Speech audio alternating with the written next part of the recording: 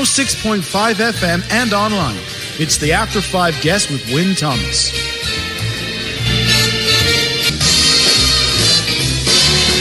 And time out from After 5 Guest. I'm absolutely delighted to be joined by actor and director Mark Hampton. Mark, thanks for your company this afternoon. Oh, it's a pleasure to be here. How are you, Wyn?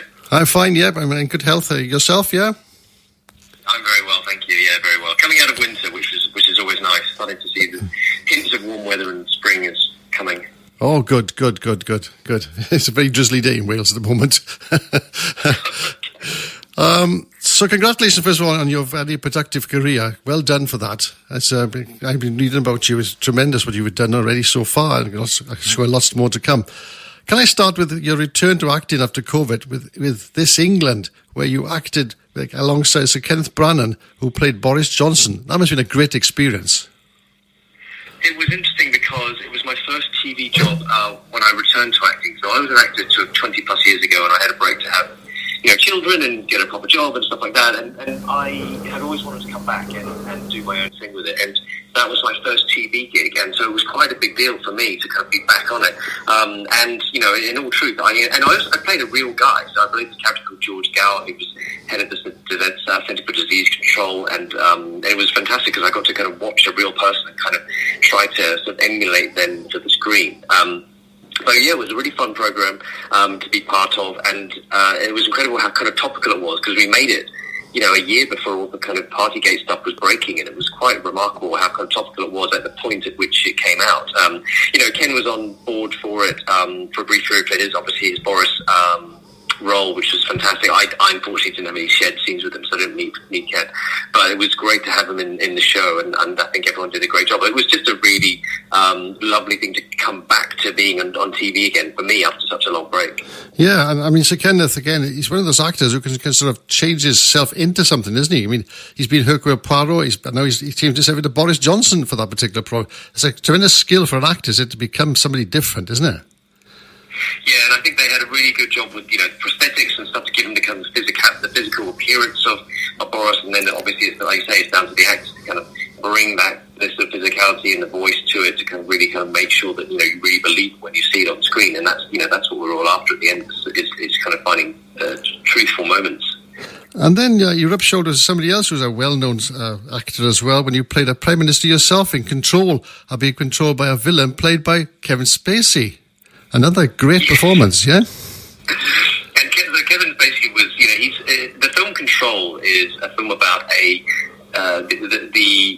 anniversary, if you like, is a sort of unseen voice, and the voice is that of Kevin Spacey, and he takes control of this remote-controlled kind of Tesla, and he's able to use it as a weapon against the people inside it, and that's kind of the setup. I don't know if you ever saw the film Phone Booth years ago. It's a similar thing where somebody just makes a phone call, and suddenly they have control over somebody else's life.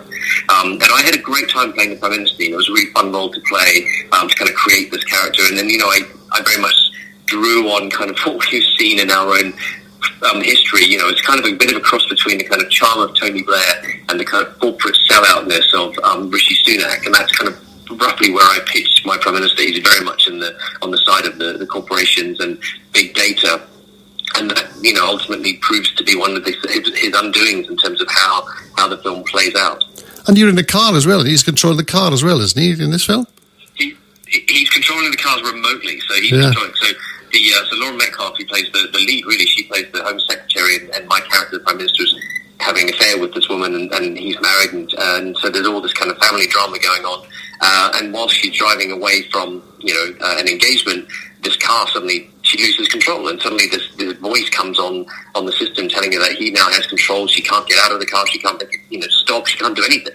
And now he's essentially got this kind of weapon that he can use against her, and mow people down if he wants to, drive them into the Thames. So there's a lot of pressure on her to do what he says. I once saw a film with Keith Sutherland about being in a phone box where he was stuck in a phone box with an assassin after him or something. Do you remember that? Yeah. I saw it. It was a great film, Colin Farrell, and it was a really good film. And if you take this film, Control, it's a bit like you brought that concept up to the modern day. Instead of a phone booth, it's a self-driving car that someone's able to remotely take control of. Ah, right, I see. So they're both in that film, right? Okay, my mistake. Yeah, okay. So, Lift then. starring Kevin Hart, where you're playing a fighter pilot. So you're doing a bit of Tom Cruise there, are you, in that particular film? I had a great time on that film. You know, I'm a massive Top Gun fan, and many years ago, so 10 years ago plus, I made a comedy remake of Top Gun, which actually won an Empire Award. So I have lots of history with Top Gun. So to get to play a fighter pilot was absolutely brilliant. You know, I got to sit in a huge mock-up of a fighter jet with all the instruments and stuff. We filmed it against a blue screen, and so we were just sort of shooting around and basically playing Top Gun. You know, just getting to sit in the cockpit and pretend to be Maverick, and that was brilliant. What's funny about the film though is when you see it, you know, by the time you've got the helmet and the visor and the mask, it could be anybody, but you know, I know that it's me. And I had a really, really fun time doing it. I think just the experience of that one was just enough. I think it was just, like I say, I love Top Gun, and it was right up my street to get to play fighter pilot. Marvelous stuff indeed, yeah. So tell me about your will to be a director as well as an actor. Where's the directing bit come from? Where do you want to be a director and an actor? What's happened there? I've always loved both sides of the camera. You know, I grew up making little short movies on video cameras when I was a kid. My dad bought a clunky video camera, and we used to go around remaking films that we'd seen, remake a Star Wars movie, and the process of making those movies, you're always looking for people to be in the different scenes. And so for some, I'd be like, okay, well, I'll be in this scene and I'll do this. And that's kind of where I got the acting bug. So the acting bug came from filmmaking, and I've always loved both sides of the camera. And over the last few years, I've made some shorts that I'm lucky enough to kind of, you know, win some awards and get some notice. And then last year I directed my first feature film. So I wrote a screenplay, directed it. It's a micro budget feature, so it's, you know, very low budget, but it's you know, I'm just in the process of finishing it now, and hopefully that'll be out later this year. And it's a film called Unlicensed, and I play a disgraced former city boy who, you know, has done prison time for insider trading, and it's all about how this guy comes out of prison having led the high life and been one of these kind of high flyers, and how he has to adapt to the other end of the scale where he doesn't have those things anymore. You know, he's washing pots in a mate's restaurant, so it's right at the other end of the kind of demographic, if you like, and how he deals with that. So it's a family drama. It's a boxing movie. He enters an unlicensed boxing match as a kind of prize fight to win money. So it's a family drama, but it's got a lot of visceral kind of action as well. Wow, sounds absolutely fantastic.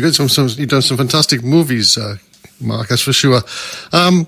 Now, this bit of Head of State with John Cena, where you all both ended up in the back of a limousine. Yes. We were in the back of the Beast. They call the presidential limousine, they call it the Beast, and it's this huge car, and you get in the back of it, and there's seats facing forward and seats facing back, and for most people, that's a pretty big car, but when you take someone the size of John Cena, he was having to kind of squeeze into the seat. He is a really big guy, but he was lovely to work with. You know, he was really, really fun to work with. He was an absolute kind of pro. I think people tend to look at people who come from wrestling or sports backgrounds and think, oh, how are they acting? Or people like The Rock, for example. Yeah. But they forget that it's all about performance, and it is performance. And so they are absolute pros when it comes to delivering on screen. And he was no different. He was absolutely brilliant.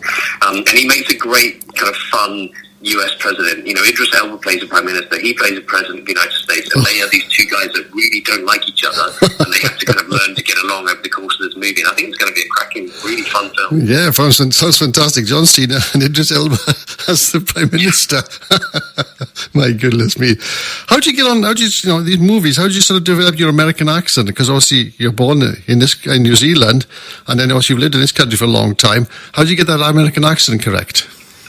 Just I think it's just a lot of imitation. You know, I've always imitated accents, and I love doing them. So, and I think that's resulted in me being, you know, quite adaptable when it comes to accents, and I really enjoy them. I think, like, as an actor, putting on an accent is a little bit like putting on a mask. You know, you put on a layer of a character that kind of you feel kind of protected within, and you kind of create.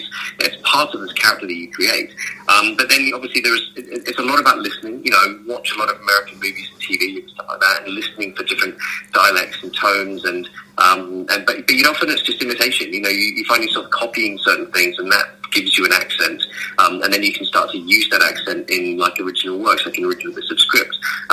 You know, when you do actual accent training, there are tricks you can do to kind of train yourself to kind of focus on certain vowel sounds, and you know, elongated vowels is a classic one in American accents where everything's longer, right? You know, but I love it. I just find it really, really fun to do the accent. You know, I played a couple of CIA agents and fighter pilot, and then I played an American congressman in a short film that I made, and I love it. I had a great time with accents. And the congressman on election night as well, that you've in acceptance, haven't you? So that's another kind of different role again, isn't it? It is, again, a political role, but a very different one. In this case, the whole film is about the truth behind American politics, and this character that I played, this newly elected congressman, goes up onto stage to do his victory speech. But as he's stepping up there, he gets the tragic news that his wife has just been in a car accident on her way to the venue. Wow. And so he has this prepared speech, but then he just lets it go, and suddenly he just starts to unravel in front of the crowd and starts to tell the truth about all his campaign and who the big money sponsors are, and he's having an affair with his assistant, and it's just like everything about him just unravels in front of all the people. Sounds a bit... and it's just, it was a bit of a, for me it was a bit of a commentary on the state of American politics. Sounds a bit like. But also it was a great chance to play a character who's kind of falling apart. Sounds a bit like Trump, isn't it? In a way, yes, indeed. Of course, were you directing that one as well as acting in it? Am I right saying that? I wrote it, directed it. Yeah, exactly. Yeah, it was and like I say, it was kind of a passion project. I felt like I wanted to say something about sort of political situation, and also get to play this kind of really interesting character who's who appears to be the kind of the golden boy, if you like, of the American politics. Just to see him unravel in this way, I thought was really interesting. But I mean, you're not you've done a lot of stuff on film. You're not frightened to do stuff on TV as well. I mean, I saw something you played Kane Dingle's solicitor in Emmerdale. That's a heck of a change, isn't it? It was a really interesting role because I loved it. I had a great time because it was part of their 50th anniversary, which is now 2 years ago or a year ago. And, so part of that storyline was that fact that was this idea that Kane Dingle might have shot somebody. And so it was a really big dramatic moment. And so I was, the solicitor trying to get the information out of him. Like, what happened? Like, tell me, give me something, because they've got all this evidence against you. And he was keeping his cards very close to his chest because, as it was later revealed, it wasn't him. It was actually the kid. It was actually a kid who pulled the trigger, and he was protecting, his kid. So it was like it was quite a lot of drama. At the time, though, I thought, oh, this is going to be great for me because it's going to turn into a court case and it's go on for ages. And then when they did the big reveal about the kid, that's my short stint on Emmerdale finished. So they were such a lovely, lovely group of people, and Jeff Hawley, who plays Ken Dingle, he's just the loveliest guy. I think that's probably true. When people who play villains tend to be really lovely human beings in real life. Yeah, he's a lovely guy. Yes, indeed, you're right. Yeah. And finally, before I let you go, you were in Ghosts, the last ever episode, my wife's favourite comedy show. That was a brilliant thing as well, wasn't it?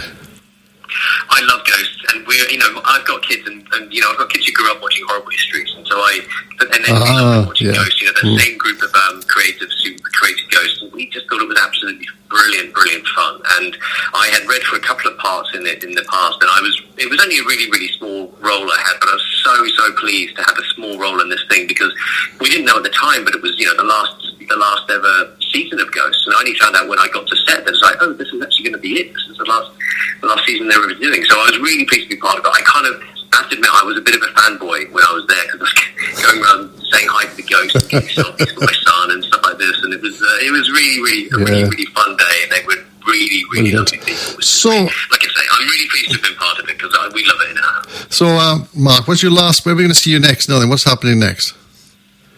So there's Heads of State, as you've already mentioned, coming out on Amazon on Netflix on some point. I'm not sure when it's coming out later in the year, but look out for that for sure. And as I say, the film that I'm finishing at the moment, unlicensed, I'm hoping will be released later this year sometime. So I'm in the process of completing it now, and I would hope it will be available to watch in some format in the second half of this year. So I'm very excited about that. Well, I'm absolutely delighted. Thank you for sparing me all your time this afternoon. It's been brilliant to talk to you. That is Mark Hampton, my After Five guest today. Mark, thanks so much indeed. Thanks for your company today. Absolute pleasure. Thanks very much, Wyn. Thank you.